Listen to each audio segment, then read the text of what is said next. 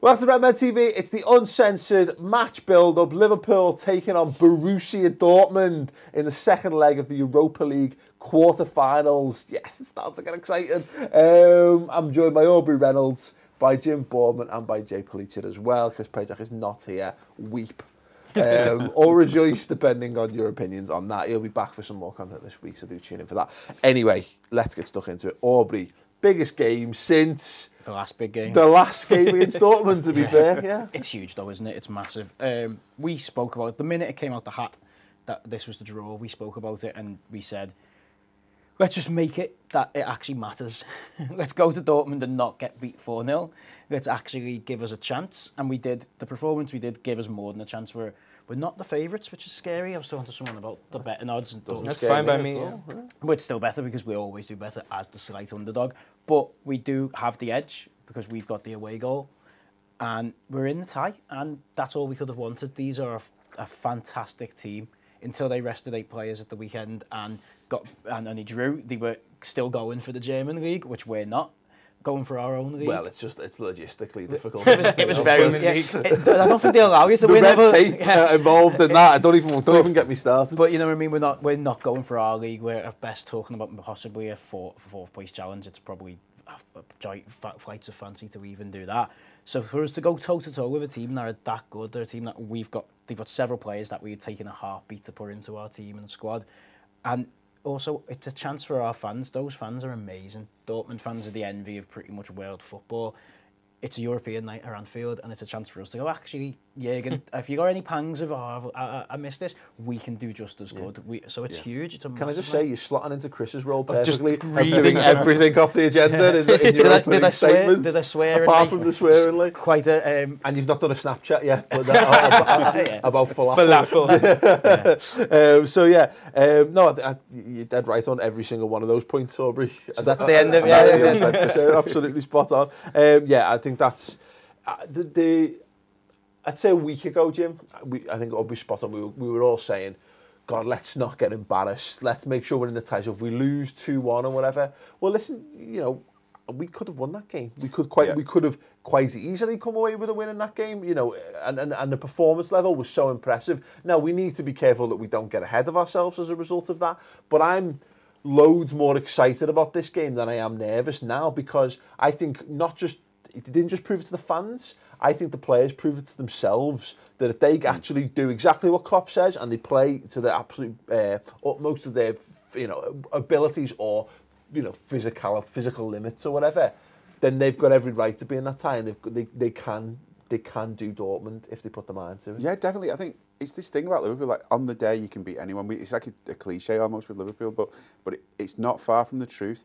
It's just making sure that it is your day. And in these big games, you see everyone putting that extra little bit in, but it's about... That can be dangerous though, because you can kind of say... I mean, it's almost what Rafa said about Gerrard in a derby all those years ago. You can almost get carried away by the passion, and then you lose your head and you don't do what you're supposed to do anymore. I mean, you need the passion. I mean, it's the passion that sees your defender throwing himself in front of the ball and blocking it, and it's that last-ditch tackle that actually connects with the ball and not with the player. That's where your passion comes into it if you use it right. But yeah, I feel like we are capable of beating almost anyone on our day. I'm not saying we do well against Barcelona at the minute. No, I can't imagine Skirtle against that lot, But no, I think we can hold our own. And going into that game, I was asked for my prediction and I said 1-1, so we should put money on. But someone said, what would your perfect score be? And I actually said 2-2 would have been good, because they'd drawn 2 and lost 1 all season at home. And I think the one they lost was a dead rubber Europa League leftover group game kind of thing. So a point or a draw, if you like, was brilliant. Yeah. And that's what we got. We've got the away goal. The only thing we've got to watch with that is as soon as they score, and if they do, forget it. Yeah. No, exactly. The advantage is back in their hands then. So, yeah. It's one of those, isn't it? I think we do need to guard against the complacency, and I think that's why I think that the tie is poised really well, because I think if we come in with a lead, I think there's a tendency to get downfield and go, whew. okay, we're just 90 minutes of staying like this and we'll be fine. Whereas, as you know, we know full well that they have the ability to hurt us, so we need to be switched on from the first minute if we want to maintain that advantage. I think that could actually play into our hands to some extent. Yeah, Rafa would have done a job here, wouldn't he? Yeah. Would have probably got a 0-0 and would be away with a away goal. But I'm really excited personally because it'll be the first time I'll be at Anfield for something huge that actually matters.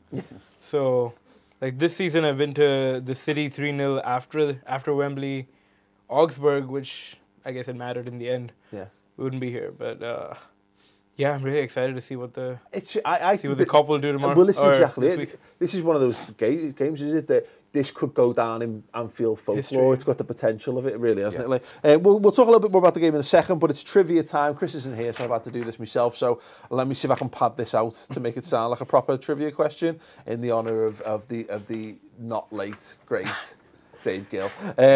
Trivia time. Karl-Heinz Riedler is a German footballer.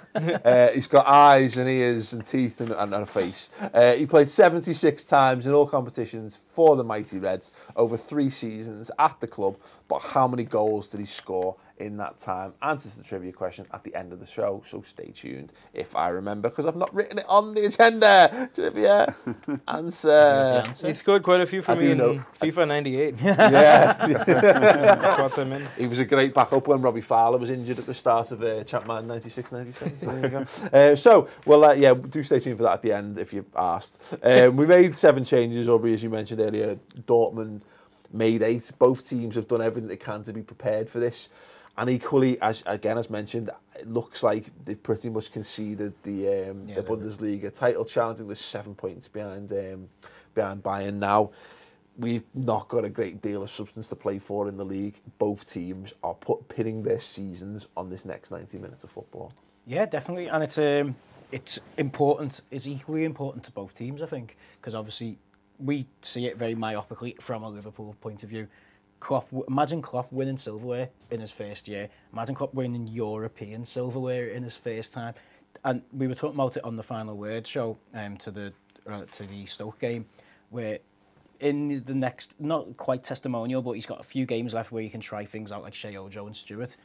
This is a whole reconnaissance year. This is almost a given for Klopp. He came in, and even though it was only like 10 games in, it was in October, you kind of he didn't have a chance to buy anyone, and he's learning all about them. If he can start winning things and breeding a winning mentality in his year, that's like year 0, or even his year 1, what's that going to do, and what trajectory does that set us off onto? Say exactly the same for the Dortmund guy, whose name I don't know. But it's his first season.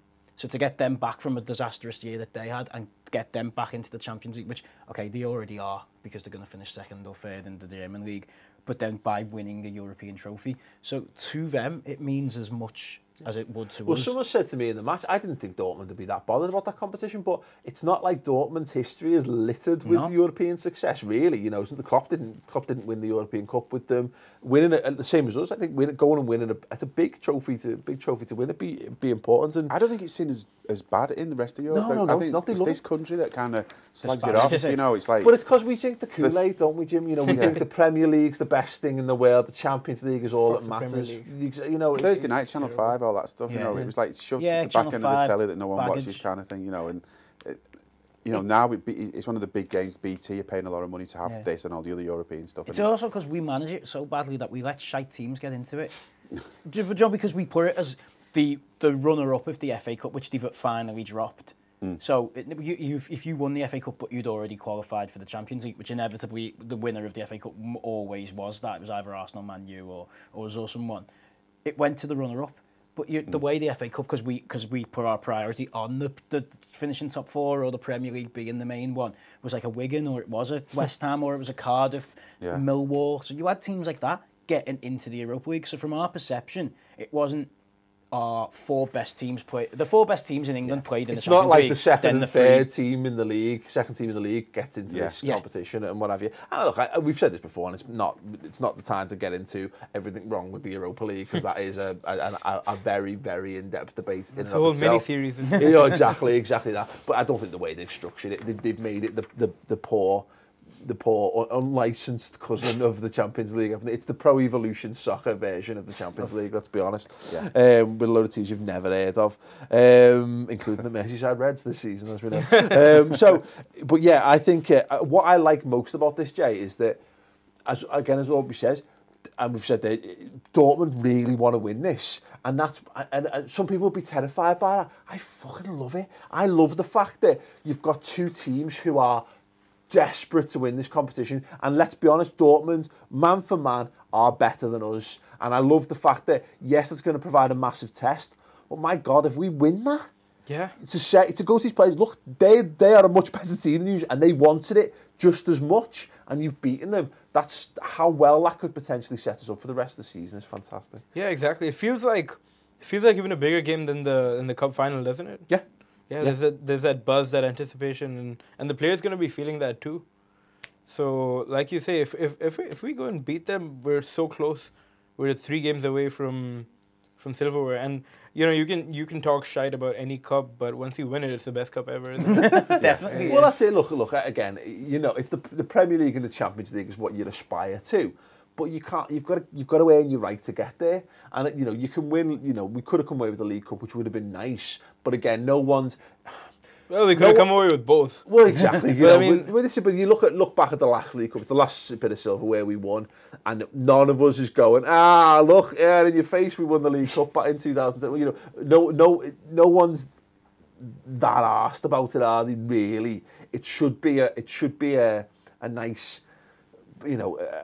Aside, you should be winning that as well as winning other things. Whereas picking an FA Cup up and winning a Europa League is a great stepping stone. Yeah, I think it's meant to be the one that kicks you going, isn't it? And the Champions League place. Yeah. If you think back to 2005, we lost the League Cup final, and then we didn't qualify for the Champions League through the league.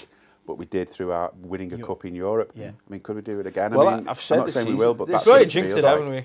Yeah. Well, look, this season, fuck that. This season's got such a feeling of that 2004, 2005 about it, and I just hope it carries on. And it's like it is lots of cup finals and that kind of attitude. And I think if you're in Europe as well, your players are playing to be involved in the next European game as well. So that also helps the league keep going. I just think, I think I said this after the last game. I was a bit delirious because I was happy and we were recording very late at night after it. But that it made me less concerned about getting into the Champions League because a couple of months ago I was like, God, what's the point of getting back into the Champions League if we're just going to get battered again? Yeah. Just get embarrassed and get knocked out in the group stages. What's the fucking point? But it looks like I actually.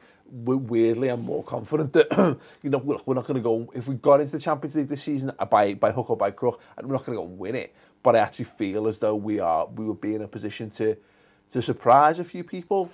But then again, if we get annihilated by Dortmund, that's going to change. At least we feel like we belong there again. Because when we went last season, it was terrible, wasn't it? Yeah, it absolutely was. Anyone want to say? Let me phrase that correctly. Has anyone from the Stoke game played themselves into contention for a starting place on Thursday? Joe Allen. Yeah, Joe Allen. Yeah. Easy. Yeah. Joe, obviously, we've got a spot, haven't we, with Henderson. So the team, if it was exactly the same lineup as we're away at Dortmund, someone has to change because it's Henderson. Joe Allen gets a standing ovation around field. You don't give them out for nothing. You know what I mean? And he played really, really well.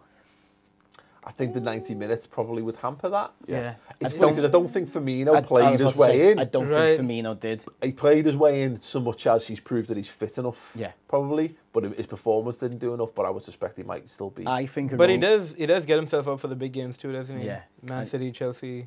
Yeah, no, he is. He's that luxury player who does seem to rise to the quality of the opposition. I think Origi, though, he's that work rate thing, isn't it, with him? You start defending from the front and all the rest of it that he brings, and I think against them you need that. Yeah. And I think that's what gets. I think Origi's second half kept him in the team. Oh, absolutely. You know what I mean? Like the way he played against Stoke. Yeah, I think there's but let me know if you think anyone performed well enough to be put into the start 11 from the Stoke game. But I think there's a real case to go. I mean, obviously, as you say, Henderson's out. Go as close to you did away because they're still going to pose the same kind of threat. They still need to come out and attack. They're not going to sit back and play on the counter. So it makes sense for us to be a bit, solid at the back as we can be, look to get in the faces, look to kind of nick it. We're probably going to have to, if we just play like the away side again, I think it could. Yeah, could they've got to score. favour They've us. got to score. So, if it ended 0-0, we'd be through. So, Yeah. I really hope we don't try and go for 0-0. Yeah, no. I can't cope with take that. So that. no. But I think the thing to remember, as always, is that this is how Liverpool have done it over the last 20 years. It's going to be, no matter what So we're happens. going to pens?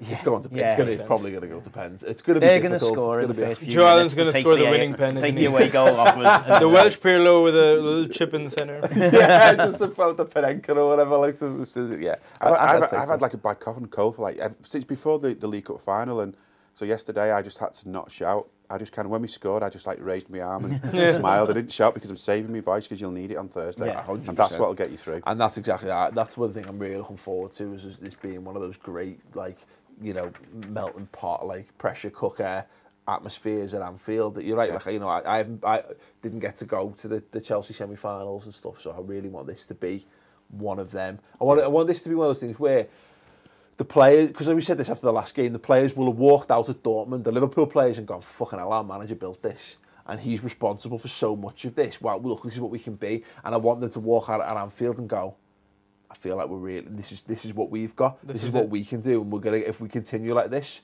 we can see that we're going to end up along that path. Yeah, it would be absolutely fantastic.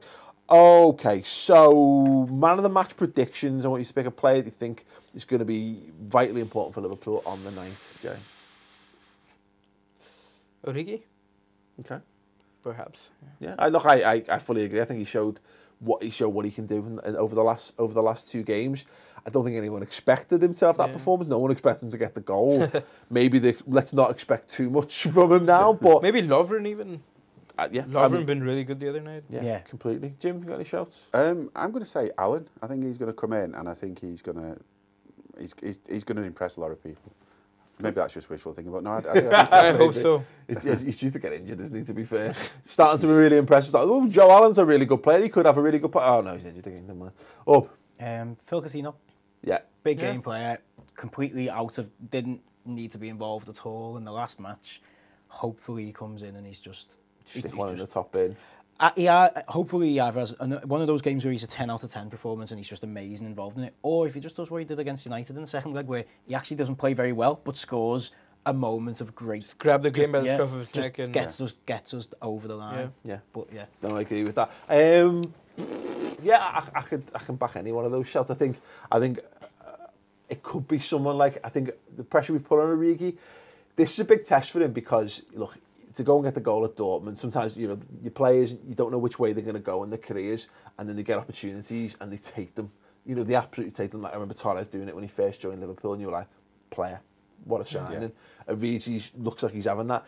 I feel like this is one of those ones where we'll ask a lot of him, and he might underperform, but the beauty is, you look, Daniel Sturridge looks like he's out on his ear after playing full 90 minutes. Is he going to be involved? I feel like having someone like him off the bench could be the deciding factor. Especially if it goes into extra time. I think we're gonna need something extra just to get us over the line here. And listen, having your best goal scorer and centre forward on the bench could be very important. Score predictions then, Jay, what do you think? Shit. 3-1. Really? 3-1, concede first. And just go and blitz them.